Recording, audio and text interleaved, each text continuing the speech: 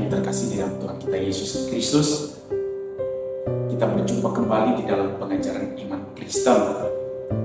Salah satu hal menarik yang diungkapkan Alkitab tentang Allah, Allah adalah kasih.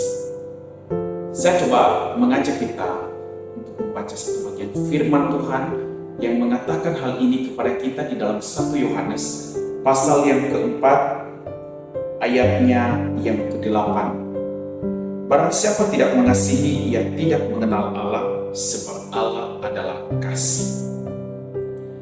Ungkapan Allah adalah kasih sebenarnya mau mengatakan kepada kita bahwa super kasih itu adalah Allah.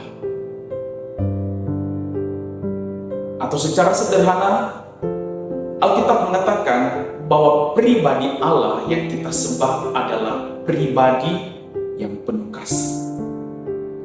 Salah satu syarat untuk menjadi pribadi yang penuh kasih adalah bahwa ia menerima kasih dan juga memberi kasih.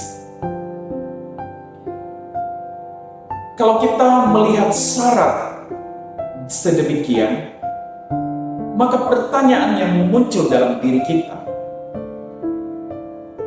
Allah mengasihi siapa dan ia menerima kasih dari siapa? Pertanyaan ini akan semakin membawa kita ke dalam pergumulan-pergumulan yang dalam sebenarnya, yang tidak bisa kita abaikan. Tetapi sekaligus pertanyaan ini akan menuntun kita mengenal Allah kita yang sesungguhnya. Jika Allah adalah kasih, maka ia berarti mengasihi pribadi yang setara dengan dia. Karena kita mengerti bahwa Allah tidak bergantung kepada ciptaannya di dalam hal kasih. Jika Allah bergantung kepada ciptaannya, bergantung kepada malaikat yang dia ciptakan, bergantung kepada alam semesta yang dia ciptakan untuk menerima kasih, maka sudah jelas bahwa dia bukanlah Allah yang berpribadi secara absolut atau mutlak. Disinilah kita melihat keagungan pribadi Allah kita yang adalah pribadi yang penuh kasih. Kenapa saya mengatakan bahwa ini adalah keagungan pribadi Allah? Karena Allah adalah kasih, menuntun kita bahwa Allah yang kita sembah, yang kita akui adalah Allah yang esa, tetapi di dalamnya ada 3 pribadi yang saling mengasihi secara sempurna. Setiap pribadi mengasihi pribadi yang lain, dan pribadi yang lain menerima kasih dari pribadi-pribadi yang berbeda. Dengan demikian, bahwa Allah yang kita sembah bukanlah Allah yang kekurangan kasih, bukanlah Allah yang kesepian karena dia seorang diri di sana, tetapi dia adalah pribadi yang bahagia, yang penuh kasih dan sekaligus menerima kasih. Dengan kita memahami kelimpahan kasih di dalam pribadi-pribadi Allah, maka kasih di antara mereka itulah mengalir kepada ciptaannya. Inilah yang disebut dengan kebaikan Allah tertinggi kepada ciptaannya. Ia mengasihi kita karena dia adalah pribadi yang penuh kasih. Kalau kita melihat kebaikan Allah dalam kasihnya kepada ciptaannya, maka kasihnya kepada kita, Allah mengasihi ciptaannya, bukan sebuah kasih yang bergantung, tetapi ia mengasihi kita karena di dalam pribadi Allah Tritunggal mengalir kasih yang begitu luar biasa. Maka ungkapan Allah adalah kasih ketika berhadapan dengan kita, manusia ciptaannya, maka Allah menunjukkan bahwa kasih Allah kepada manusia adalah sebuah kasih yang mengasihi kita sebagai objek yang tidak layak dikasihi. Karena apa? Karena manusia sendiri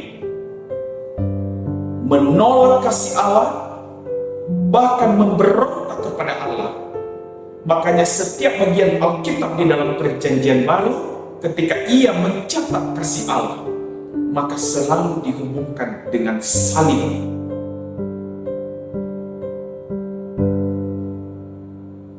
Artinya apa?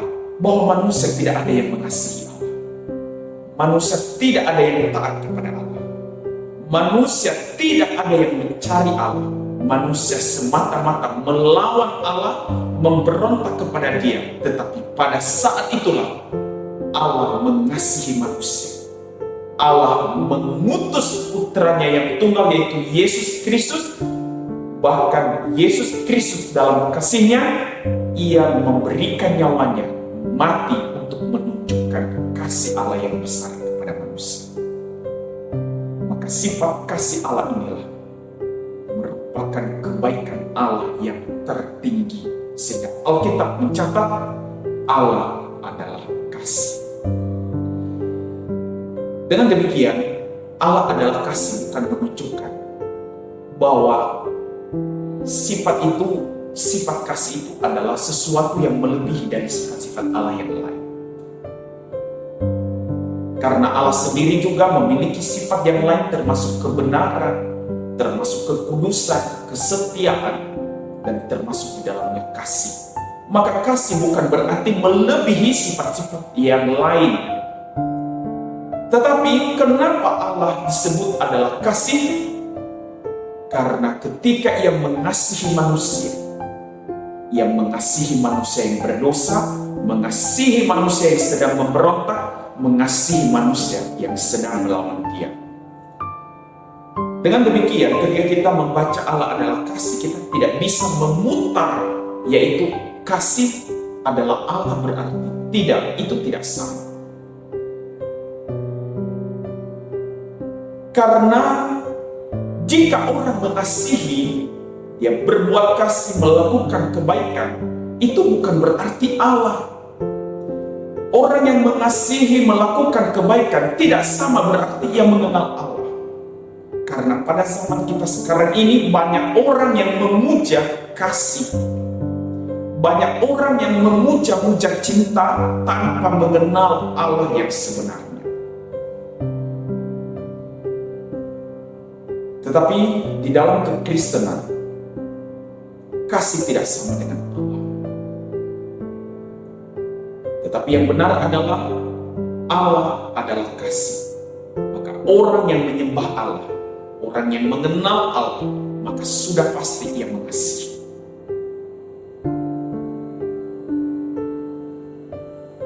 Dengan demikian, kalau kita memahami bahwa Allah adalah kasih, maka jangkauan kasih Allah bagi setiap manusia adalah agar kita hidup di dalam kasih. Bagaimana kita hidup di dalam kasih? Setidak-tidaknya ada dua karakter kasih yang menuntun kita untuk bisa tinggal di dalam kasih Allah. Yang pertama, bahwa kasih Allah yang telah memanggil setiap kita orang-orang percaya untuk bisa mengenal Kristus dan percaya kepada Dia. Maka saya katakan, di balik iman ada kasih Allah. Kasih Allah yang telah menarik kita dari pemberontakan. Kasih Allah yang telah memimpin kita untuk bisa mengenal Kristus, mempercayai Dia sebagai satu-satunya Tuhan dan Juru Selamat kita. Tetapi karakter yang kedua, kasih Allah selanjutnya memperkaya iman kita di dalam Kristus untuk mengasihi sesama manusia. Jadi kasih Allah lah yang memperkaya iman kita untuk bisa mengasihi sesama. Maka disinilah panggilan orang-orang Kristen di tengah-tengah dunia, untuk kita mempertontonkan iman kita kepada Yesus Kristus yang sungguh-sungguh bahwa Ia adalah Tuhan dan Juru Selamat kita, dengan cara mengasihi orang-orang yang ada di sekitar kita. Sehingga Allah yang tidak kelihatan itu, melalui kasih kita yang kita pertontonkan kepada dunia, maka mereka dapat melihat cerminan sifat Allah di dalam kehidupan kita. Saudara-saudari yang terkasih, mari kita mempertontonkan kasih Allah itu,